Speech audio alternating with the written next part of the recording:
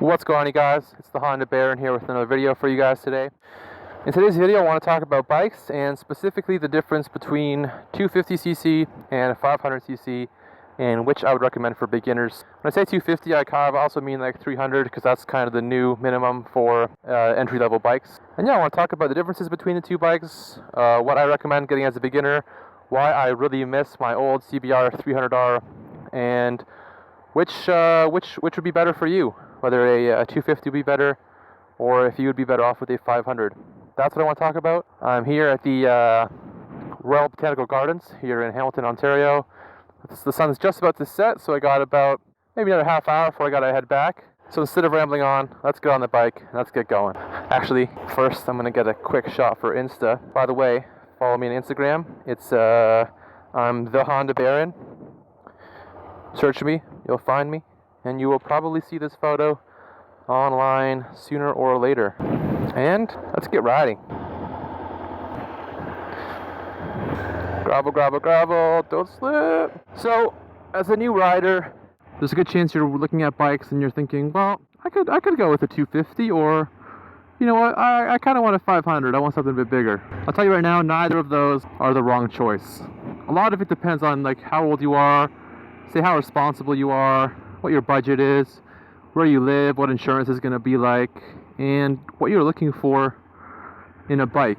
Now, I did not sell my 300 to buy this.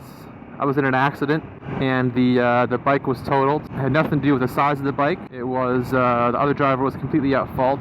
That's what happened to my old CBR 300R. If not, I still would have been driving it or riding it, and I would be vlogging on that bike instead.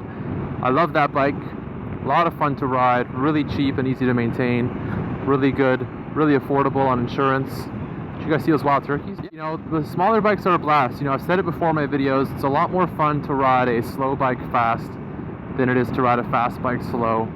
Being able to go full throttle in every turn and every, you know, through the city, just bang, bang, on those little 250s or 300. You know what, guys, it's just so much fun.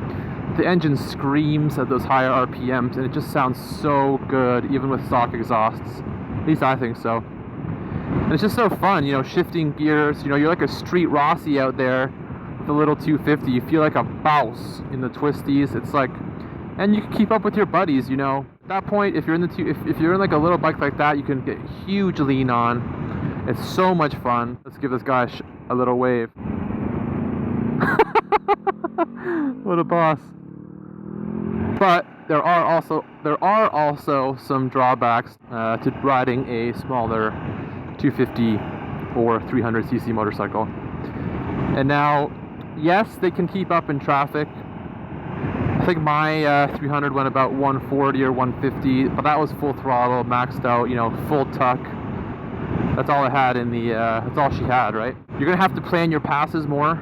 Right, if you're going to want to pass somebody, you're going to have to plan it. You're not just going to be able to pull out and just cut across or get where you're going. You're going to have to think about it. You do get blown around a bit on a smaller bike. Like if you're on the highway and the truck passes you, it'll literally blow the bike in the lane. It's not scary, you get used to it, but it's something to consider. Now with my 500 so far, that has never happened. The 500 will cruise at 100 kilometers an hour or 110 at about 6,000 RPM, which leaves me plenty of room. Plenty of range in that power band to pass. You can even drop into fifth and just rip her, and I've never had any issues passing. And with the 500, you're not going to have any trouble keeping up with traffic. Yeah, if you're in Germany and you're on the Autobahn, you're going to be in the slow lane. And if you're like somewhere like Texas, where it's I think 80 kilometers or 80 miles, which is 120 minimum, you'll be okay on the 500. But 250 might not be. It's enough. But some people might not feel as safe as they could feel if they had a little bit more passing power or a little bit more power to get themselves, you know, out of trouble. But in that case, in situations like that, it's more about defensive driving and predicting what the other drivers are doing versus do you have enough power to blast your way out of trouble. You know, it helps, but there are a lot of ways to mitigate the smaller engines. And for new riders, honestly, I wouldn't actually recommend one over the other. It's really based on preference and like the kind of riding you're doing. Like if you're just going to be riding around just cruising with your buddies. You know, you're not going to be going on a lot of highway rides. If you want to hit some local twisties, like here, the twisties, you can't really get higher than say 40 or 50 kilometers an hour, right? Some places I know you can probably go like 120 in the twisties, like a squirrel. But here, let's look at this 40, and we're on some rural road. It's not rural, but on some little scenic route here. You know, you're not going to need to go much faster than that. Now, yeah, your buddies might make fun of you, but you can kind of whip them in the twisties if you know what you're doing, and you learn how to ride. As for the 500, it's easy to get in trouble, and it's easy to get in more trouble on a bigger bike, right? If you're not a responsible rider, or if you're kind of nervous, or if you really don't want to take any risks, then a 250 or a 300 is a lot better to start out on. They're still a lot of fun. You're still going to have a blast riding, but you're not going to have like the power that's going to take you from 0 to 60 in 4 seconds, or 200 kilometers an hour in second or third gear, where you're going to get in trouble, you're going to get a ticket. You know, you don't get any second chances if if a car pulls out from you know, if they don't signal, or if a car pulls out and you're going like a $180. You hit a car at a $180, like you're not going to have a good day. With a 250 or 300, that's not going to be the case. Now, 500s are also practical. It's going to last you a bit longer. I mean, depending on the kind of bike you get, especially like the touring or adventure bike arena, in the touring or adventure bike niche, one would say. A 500 like mine, like the CB500X, you can't get in trouble in one of these. Like it's got enough torque and enough fun in that power band, baby. Yeah, buddy. It's got enough power to give you a little bit of fun. Gotta watch out here, there's always gravel. Throw you back in your seat a little, but not enough to kill you, you know? For touring, and you know, if you want to do day trips or longer overnight rides, I did them on my 300, so I put in, what's up? I put on 30,000 kilometers on my 300 in the 13 months before I crashed it, right? It's a lot of kilometers on a tiny little bike. I went everywhere though. I went on a few camping trips, took it on so many 500 kilometer plus day trips like you wouldn't believe, guys. If it was warm on a Sunday, I was gone all day on that little 300. And that thing was so fuel efficient, it just sipped gas and you could just wring it out all the time, and she wouldn't complain one bit. And that's how it is with the smaller displacement motorcycles. To parlay into the 500 or a bigger bike, the 500 is going to be a bigger bike. It's going to be a bit more planted on the ground. It's going to be a bit more comfortable. You got a bit more space on the bike. Better ergonomics depending on the bike you get. Like with this bike, I'm completely upright. On the 300, I was leaned over. A lot of pressure on my wrists, on my elbows, on my back. On 500s, you know, they're a bit bigger. So even with, say, a CBR 500R, you're not as leaned over. You're not as cramped on the 500R as you are on the 250R or 300R. It's a bit more space, you know, they're bigger bikes, they're bigger machines, and that makes it more comfortable. And if you are interested in doing touring, or even if you're commuting, there are a lot more aftermarket accessories for the bigger bikes. And so another thing to consider is the cost of ownership and maintenance. Typically, the smaller bikes are going to be more fuel efficient.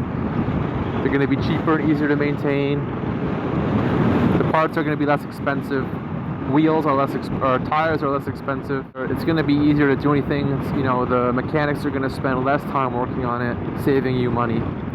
But just jumping up from a 250 or 300 to a 500 isn't really that much going to have that much of an impact on the price.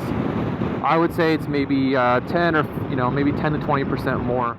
I definitely get more than say 10 or 20% enjoyment out of my 500. And then so when you're talking about costs, you also got to look at insurance.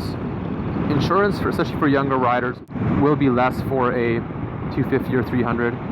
I think I ended up paying like $12 more per month. So what's that? $144. Actually, that's a lot, but I ended up paying $144 extra a year when I upgraded from the 300 to the 500, and that's not a lot. That's not really like a big deal, and that all plays into what I mean, like the 10 to 20% extra. Another major cost would be fuel economy, and to be honest, guys, the 300 was just as fuel efficient as this bike. Actually, the one thing I noticed is that when you're at highway speeds, this bike is chilling at 5,000 RPM. The 300 was at 9,000. You know, you could be hitting red line, and that is not doing you any favors on fuel economy.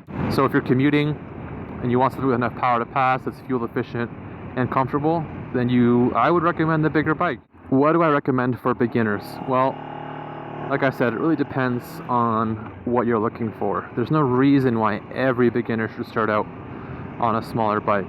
I did because it was the first bike. I didn't want to get hosed for insurance. I had no experience riding, and I just wanted something, you know, small, safe, reliable enough that was going to keep me out of trouble. Eventually, I had planned on upgrading to a bigger bike, but yeah, the accident kind of forced my hand there. Nice V-Strom. The accident kind of forced my hand there, and here we are today on the CB500X. Otherwise, trust me guys, I would still be on my beautiful CBR 300R. So it really depends like what you're looking for in a bike. You know, if you want something that's fun to ride, easy to maintain, you know, you can full throttle every gear, you can hoon around, if your buddies aren't going to bother you about it, go with the 250, go with the 300. It's going to be cheaper, at least for the first few years. You know, you can always get another bike. If you're not a responsible person, get the 300, get the 250. It's going to teach you how the fundamentals of riding. You're going to learn how to control a machine like this, and you're going to have the confidence afterwards going into the getting into a bigger bike that you need for you know, safety on the streets. On the other hand,